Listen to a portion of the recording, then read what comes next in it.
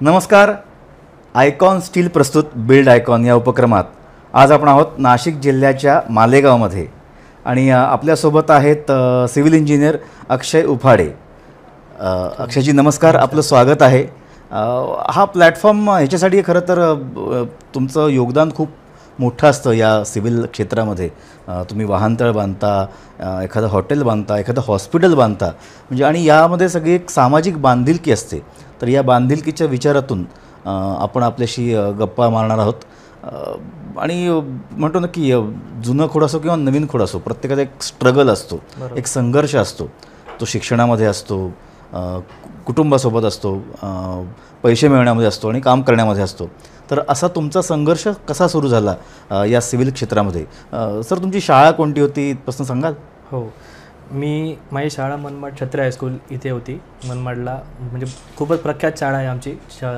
छत्री English school होती. तिकडून मी 2010मध्ये 10वी पासआउट झालो. त्यानंतर मग माझे वडील या क्षेत्रामध्येच होते, सिव्हिलच इंजिनियर्स होते पप्पा पण. मग ती गोडी होतीच की आपण हेच करावं, कारण लहानपणापासून मी विटा वाळू खडीवरच खेळलेलो आहे खरं सांगायचं तर.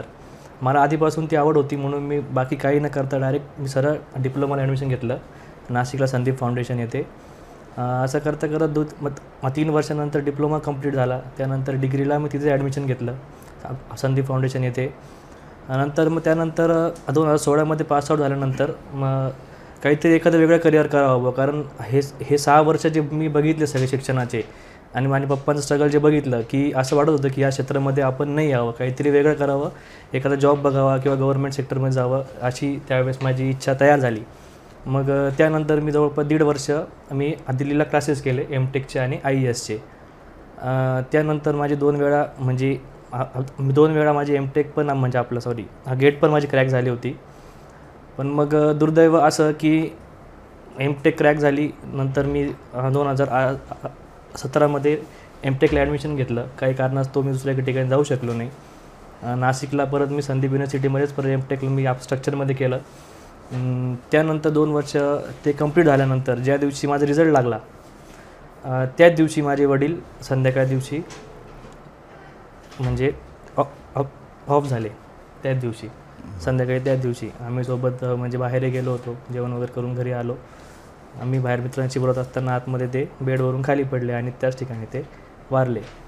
मग ते सुदैव म्हणावं, दुर्दैव म्हणावं, की ती नियतीची सांगता म्हणावी, की मला जे नको होतं परत मी त्याच फील्डमध्ये आलो. कारण माझे वडील जवळपास 30 वर्षापासून याच फील्डमध्ये होते, सिव्हिल फील्डमध्येच होते. आणि त्यांनी जो मनमाडला बेस तयार केला होता तो आयता म्हणावा लागेल, कारण आयता बेस मला भेटला. आणि परत मी त्याच फील्डमध्ये येऊन परत माझं ऑफिस आणि कन्सल्टन्सी परत मी चालू केली. अक्षयजी, म्हणजे ऐकून दुःख झालं की ज्या दिवशी तुमचा रिझल्ट होता त्या दिवशी झालं सगळे तुमच्या वडिलांना गती प्राप्त झाली. आणि हे म्हणजे म्हणतो ना की तुमचा एक वारसा तुम्हाला मिळाला तुमच्या वडिलांचा, त्यांच्याकडनं बाळकडून मिळालं तुम्हाला. बरोबर. आणि ही वडिलांची इच्छा नव्हती की तू या फील्ड, आता आम्ही बघतो स्ट्रगल बघतो, सगळे मित्र सोबत स्ट्रगल बघतो आम्ही, काय स्ट्रगल आहे. त्यावेळेस स्ट्रगल खूप जास्त होतं. त्यावेळेस इक्विपमेंट्स त्या हिशोबाने नव्हते, त्यावेळेस माणसं तसे नव्हते. ते पप्पांचं म्हणणं होतं तू हे स्ट्रगल नाही करू शकणार, तू करू नको, तू काहीतरी वेगळी फील्ड चूज कर. मग त्या वेगळं गेलो होतो, पण शेवटी जे आपल्याला करायचं शेवटी तेच आपल्याला येतं. आणि आज जवळपास 5 वर्ष होत आहेत. पप्पा 7 जुलैला वारले होते, आत्ता जुलैच. आज जवळपास 6 वर्ष झाली या जुलैमध्ये. तेव्हापासून आजपर्यंत त्यांच्या कृपेने, त्यांच्या आशीर्वादाने आजपर्यंत कुठेच अडचण आली नाही, सगळं व्यवस्थित चालू आहे. आपल्यावर आपल्या आईवडिलांचे आशीर्वाद असतात आणि त्याच्यामुळेच आपण आयुष्यात काहीतरी करू शकतो, पुढे जाऊ शकतो.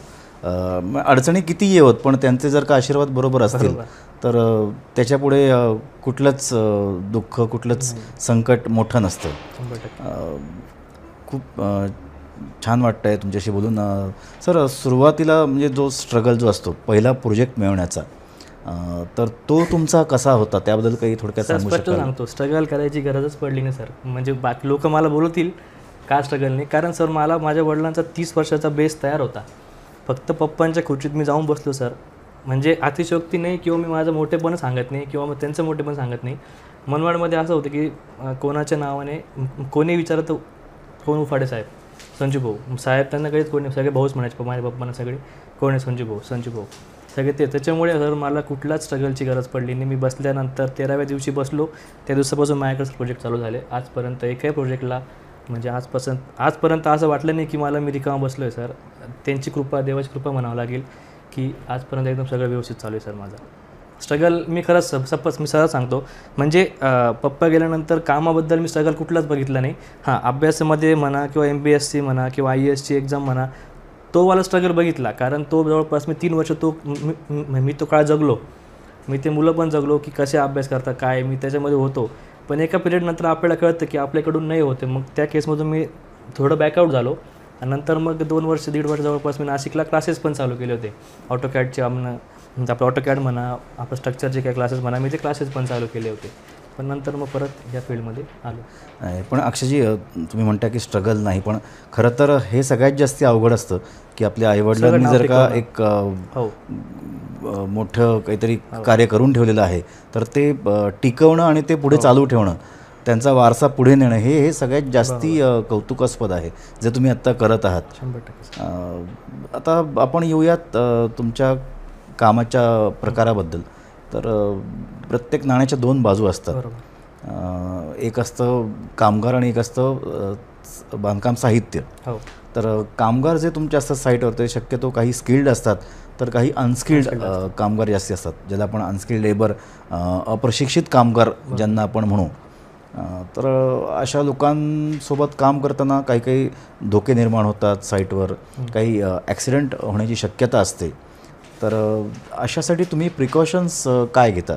बरोबर सर, असं बघायला गेलं तर मनमाडसारख्या छोट्या ठिकाणी आहे हायरेज प्रोजेक्ट फार कमी आहेत.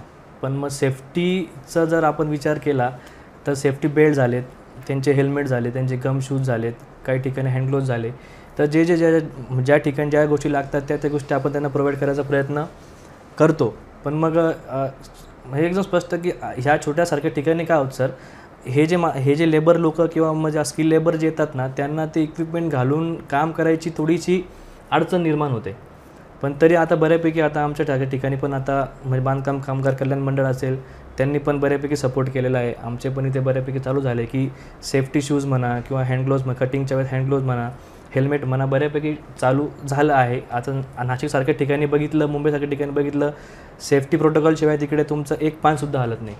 म्हणजे सिमेंटचा एक गोणी उचलायचा असेल तर त्याला सेफ्टी प्रोटोकॉल, म्हणजे तुमचा सेफ्टी इंजिनियर असतो, त्याशिवाय तुमचं तिकडे एकसुद्धा गोणीसुद्धा उचलू शकत नाही किंवा तुमचं कामसुद्धा चालू होत नाही. माझी इच्छा आहे की आज छोट्या ठिकाणी पण तेवढी ती काळजी घेण्यात यावी. कारण शेवटी लेबर लोक म्हणा, स्किल लेबर म्हणा, हे सुद्धा कोणातरी आईवडील आहे, कोणातरी मुलं आहे, काही त्यांची पण सेफ्टी आपल्याला खूप गरजेची आहे. ही पण एक गोष्ट अशी मला जाणवते की याच्याबद्दल अवेअरनेस खूप जागृत व्हावा.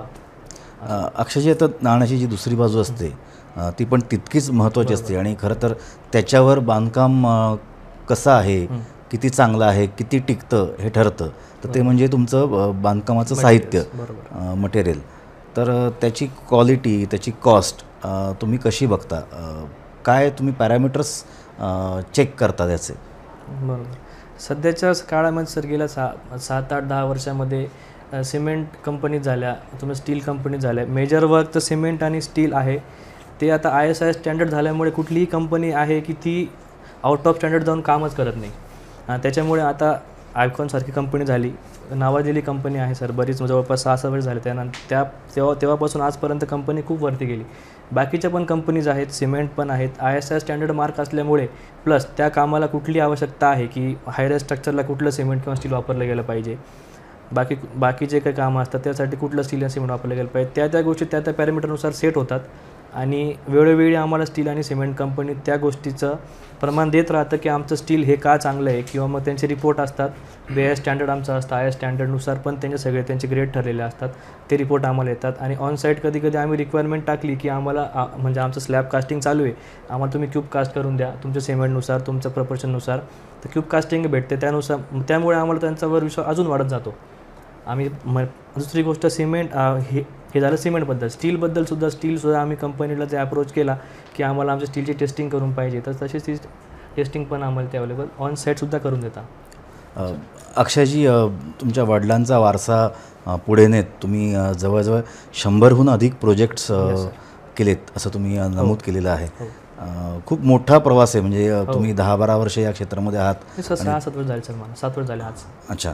तर त्याच्यामध्ये एवढे प्रोजेक्ट्स हँडल करणं सक्सेसफुली हे खूप कौतुकास्पद आहे. त्याबद्दल खरंच तुमचं अभिनंदन आहे. तर या पूर्ण प्रवासातला किंवा 100हून अधिक प्रोजेक्ट म्हटला एखादा आयकॉनिक प्रोजेक्ट आपण ज्याला म्हणू शकतो की जो सगळ्यात लक्षात राहिला तुमच्याही, तुमच्या क्लायंटच्याही, आणि छान त्याला फीडबॅक मिळाले, छान कौतुक झालं, असा एक आठवणीतला प्रोजेक्ट तुमचा कोणता? सर तो एक प्रोजेक्ट सर मी तुमच्याकडे जमा पण केलेला आहे. म्हणजे आमच्याकडे पहिले कंपनीने अप्रोच केला होता ना की असं असं आपल्याला प्रोजेक्ट तुम्हाला सबमिट करायचे आहे. त्या केसमध्ये मी एक डॉक्टर अविनाश पाटील म्हणून त्यांचा प्रोजेक्ट सबमिट केलेला आहे. त्यांचं हॉस्पिटल प्लस आपलंच रेसिडेन्शियल त्यांची प्रॉपर्टी होती. माझ्या घराजवळच ते काम चालू होतं. मग घरापासून फार तर 100 मीटर अंतर होतं. त्याच्यामुळे तो मला फार जवळचा प्रोजेक्ट असाही होता की काहीतरी म्हणजे एवढ्या काळात तो पहिला असा युनिक प्रोजेक्ट भेटला की हॉस्पिटल प्रोजेक्ट भेटला. हॉस्पिटल पण जवळपास 70 बेडचं, आपलं 50 ते 60 बेडचं हॉस्पिटल असेल सर ते, आणि वरती त्यांचा रेसिडेन्सी. मग त्या प्लॅनिंगपासून आणि एक्झिक्युशनपर्यंत शेवटच्या ओपनिंगपर्यंत बऱ्याच अडचणी येत गेल्या. कारण नवीन होतं हे काम सगळं आम्हाला. हॉस्पिटलचे नॉर्म्स होते, प्लस त्याच्यावरती रेसिडेन्शियल बसवायचं होतं, त्यांचं घर बसवायचं होतं, प्लस त्यांना घरात जाताना पण हॉस्पिटलची अडचणी आली पाहिजे. बऱ्याच गोष्टी होत्या. म्हणजे प्लॅनिंगपासून त्याचं डिझायनिंगपासून बऱ्याच गोष्टी होत्या. प्लस आम्ही जेव्हा काम चालू केलं, खड्डे केल्यानंतर, एक्स्कवेशन केल्यानंतर खाली आम्हाला तिथे पाणी लागलं. खरी सुरुवात आमची तिकडूनच झाली. 4 फुटावर आम्हाला जवळपास 2-2.5 फूट पाणी होतं. जवळपास 15 दिवस आम्ही ते पाणी काढण्यातच आमचे केले. पाणी काढलं, उद्या सकाळी परत पाणी होऊन जायचं. त्याच्यामुळे फाउंडेशन आम्हाला उभारताना जवळपास महिना गेला. पण त्यानंतर जेव्हा आम्ही वरती गेलो की एक आम्हाला अडचणी येत गेल्या, आम्ही त्या फेस करत गेलो. पण म्हणजे जो प्रोटोकॉल आम्ही फॉलो करत गेलो त्या प्रोटोकॉलने आज ती बिल्डिंग एकदम सुस्थितीमध्ये उभी आहे. त्याला जवळपास 3 वर्ष झाले. ओपनिंग पण झाली एवढ्यातच त्यांची. खूप छान अक्षयजी. आणि तुम्ही खूप मन लावून त्या प्रोजेक्टवर काम केलं. घराजवळ असल्यामुळे सर चक्कर होत राहायचा. बहुत बढिया. सर जसं तुमचं योगदान असतं या सिव्हिल क्षेत्रामध्ये, तुम्ही विमानतळ बांधता, हॉटेल बांधता, हॉस्पिटल तुम्ही बांधलेलं आहे, काही रेसिडेन्शियल प्रोजेक्ट करता, कमर्शियल करता. तर याच्यामध्ये जसं तुमचा सिंहाचा वाटा असतो तसंच त्याला साथ जी असते ती प्रशासनाची सुद्धा. बरोबर. काही त्या कॉन्ट्रॅक्ट्सबद्दल म्हणा, कंप्लायन्सबद्दल म्हणा, तर त्याबद्दल तुमचे विचार काय आहेत किंवा प्रशासनासाठी एक तुमचा काय सल्ला आहे किंवा काय सुधारणा यायला पाहिजेत, काय डेव्हलपमेंट व्हायला पाहिजेत आपल्या एरियामध्ये? बरोबर. आता सर सिव्हिल इंजिनिअरिंग फील्ड ही खूप व्हास्ट आहे सर. याच्यामध्ये आम्ही ज्या क्षेत्रामध्ये काम करतो ते क्षेत्र फक्त बिल्डिंग अपुरतं मर्यादित आहे. कमर्शियल प्रोजेक्ट्स, रेसिडेन्शियल प्रोजेक्ट्स किंवा मिक्स प्रोजेक्ट जे असतील त्या मर्यादित आहे.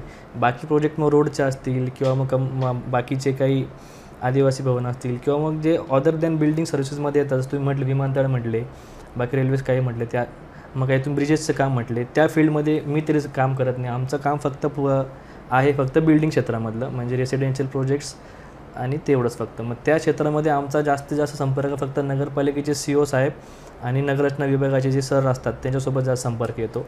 आणि त्या हिशोबाने जे आम्हाला DCPR जे बुक आहे, डेव्हलपमेंट कंट्रोल प्लॅनिंग रूल्स, ते जे आम्हाला बुक ज्यांनी जे म्हणजे 2000 आत्ता नवीन आवृत्ती आली त्याची, त्यामध्ये सगळे जे नियम जे घालून दिले त्या नियमाप्रमाणे काम केलं सर तर कुठलीच प्रकारची अडचण अजूनपर्यंत आम्हाला आलेली नाही आहे. आणि त्यामुळे जे नियम ते बुकच याच्यासाठी की शहराची शोभा वाढावी, रस्त्यांची मार्जिन तशी राहावी, ड्रेनेज लाईन असावी, तिथे तुमचे रोड असावे, पददिवे असावे, त्यासाठी त्यांनी जे बुक जे आम्हाला म्हणजे जे नियम घालून दिले ते नियमात काम केलं तर काहीच अडचण अजूनपर्यंत. बरोबर. म्हणजे ज्या मूलभूत सुविधा ज्या आहेत, ज्या नागरिकांना आवश्यक आहेत, त्या शासनाने पुरवाव्यात आणि त्याचा वेळोवेळी फॉलोअप घेऊन त्या पूर्ण कराव्यात अशी तुमची एक इच्छा आहे आणि तुमचा एक सल्ला आणि एक संदेश आहे शासनासाठी.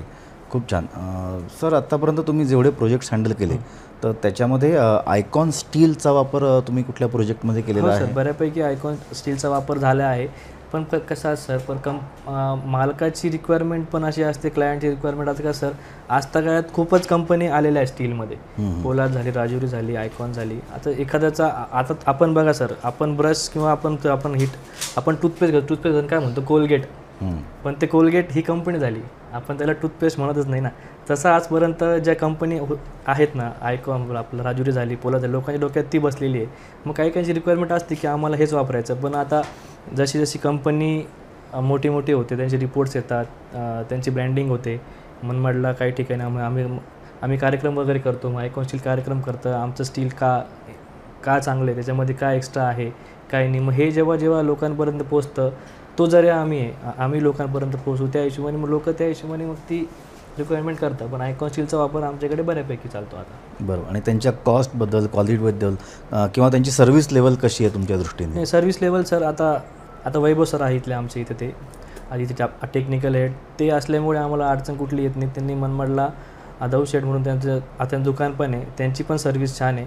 आणि कॉस्ट इफेक्टिव्ह विचार केला तर मग आता मार्केटनुसार ती कॉस्ट खालीवर होणार, ती आपल्याला तेवढी बिअरच करावी लागणार, कारण कंपनी त्या क्वालिटीचा माल बनवणार, त्या क्वालिटीची ती कॉस्टिंग पण ठेवणार. मग त्या हिशोबाने ती कॉस्ट इफेक्टिव्हही म्हणता येईल, किंवा मग त्याची स्ट्रॉंग इफेक्टिव्ह म्हणा, किंवा मग त्याची क्वालिटी इफेक्टिव्ह म्हणता येईल ती रेट असं. त्याच्यामुळे अजूनपर्यंत कुठल्या प्रकारची अडचण नाही आयकॉन स्टीलबद्दल. हरकत नाही. सर, तुम्ही आता नवीन दमाचे सिव्हिल इंजिनियर आहात आणि तुम्हाला अजून भरपूर प्रोजेक्ट्स पुढे हँडल करायचे आहेत. म्हणजे सगळ्याचा बॅलन्स सांभाळत तुम्ही आत्तापर्यंत इथपर्यंत आलात. म्हणजे इवन क्लायंटचा बजेटचा काही कन्सर्न असो, क्वालिटीचा काही कन्सर्न असो, ते सगळ्या तुम्ही गोष्टी आत्तापर्यंत हँडल केल्या आहेत. आणि तुमची पण काही स्वप्न असतील, एक ड्रीम प्रोजेक्ट असेल, तर तो कोणता आहे तुमचा? सध्या सर नाशिकला स्वतःचं फ्लॅटचं माझं काम चालू आहे. तोच एक ड्रीम प्रोजेक्ट होता की नाशिकला आपलं स्वतःचं एक राहतं घर असावं. आता ते ऑलमोस्ट आता कंप्लीट होत आलेलं आहे, प्लास्टर लेवलला काम आहे ते. तो एक ड्रीम प्रोजेक्ट माझ्यासाठी म्हणावं लागेल. ठीक आहे, मोठे प्रोजेक्ट आले जातील, पण स्वतःचं छोट्या शहरातून मोठ्या शहरात जाणं आणि तिथे आपलं स्वतःचं हक्काचं घर असणं, हे माझ्यासाठी ड्रीम प्रोजेक्ट आहे सर. असंच जे नवीन तरुण आहेत त्यांची पण अशी स्वप्न असतील की आता आपली स्वतःची प्रगती व्हावी आणि त्याबरोबरच आपल्या कुटुंबाची, आपल्या समाजाची, आपल्या गावाची, शहराची, जिल्ह्याची प्रगती व्हावी. तर एक सिव्हिल इंजिनियर म्हणून जे नवोदित या क्षेत्रामध्ये आत्ता आलेले आहेत, कार्यरत आहेत किंवा येऊ इच्छितात, तर त्यांना एक मित्र इंजिनियर म्हणून तुम्ही संदेश काय देऊ शकाल या प्लॅटफॉर्मवरनं, की या क्षेत्राकडे कसं पाहिलं पाहिजे आणि काय विचारांनी उतरलं पाहिजे याच्यामध्ये? सर, आता बरेच दिवस झाले मी आणि विकास म्हणजे हा मित्र, आम्ही दोघं सोबत होतो डिग्री पासआउट झाल्यानंतर. त्यानंतर अजूनपर्यंत असे बरेच मित्र म्हणावे किंवा जे माझ्याकडे असे पाहण्यात गेले बरेच इंजिनियर मित्र आहेत, सिव्हिल इंजिनियर म्हणावा, ज्यांचा डिप्लोमा झाला आहे, डिग्री झाली, असे बरेच जण आहेत. प्रत्येकाची अपेक्षा असते की त्यांना एक मोठं काम भेटावं, म्हणजे सुरुवात त्यांची अशी मोठ्या याने व्हावी, त्यांची अशी इच्छा असते.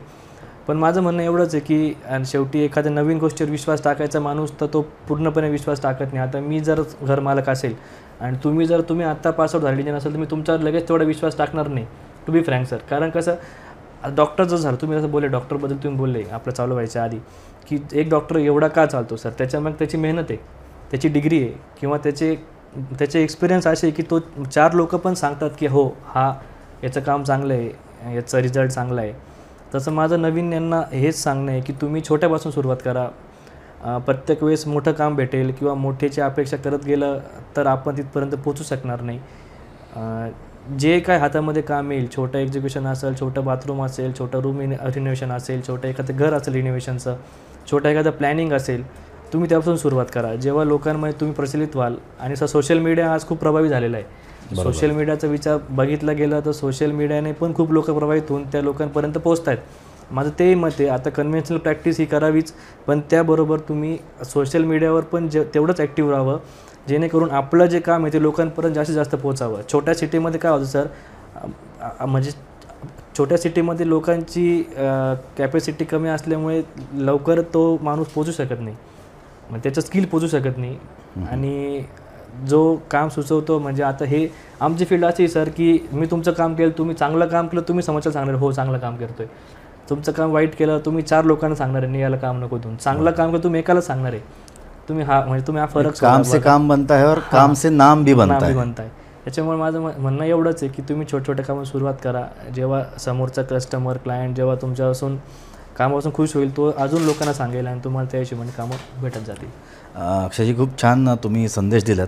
म्हणजे याची बॉटम लाईन म्हणायची तर तुम्ही असं सांगितलं आमच्या मित्रांना की स्वतःची ओळख निर्माण करायची असेल समाजामध्ये, या जगामध्ये, तर स्वतःमध्ये काय गुण आहेत, स्वतःमध्ये काय कौशल्य आहे ते आधी ओळखा आणि प्रामाणिकपणे काम करा. आणि इथिक्स तुमचे पाळा, 100% लोक तुमच्याकडे येणारच. आपण बायपास करून एखादी गोष्ट करायला गेलो ती फार दिवस टिकत नाही. तुम्ही नाकापर्यंत सरळ तुम्ही चालत राहा, 100% आपल्याला कामं भेटणार आणि तुम्ही त्या हिशोबाने चालला तुमची प्रगती पण म्हणजे विश्वासाच्या 4 भिंती उभारायच्या असतील तर त्याला तुमच्या एक म्हणतो ना की कष्टाचा पाया आणि प्रामाणिकपणाचा एक पाया प्रामाणिकपणा लागतो, खूप महत्त्वाचं तर ती इमारत चांगली उभी राहू शकते. अक्षयजी, खूप छान वाटलं तुमच्याशी बोलून. तुम्ही विचार या प्लॅटफॉर्मवर शेअर केलेत. आयकॉन स्टीलकडून तुम्हाला पुढच्या प्रोजेक्टसाठी आयकॉनिक शुभेच्छा. नक्की सर, थँक्यू. धन्यवाद.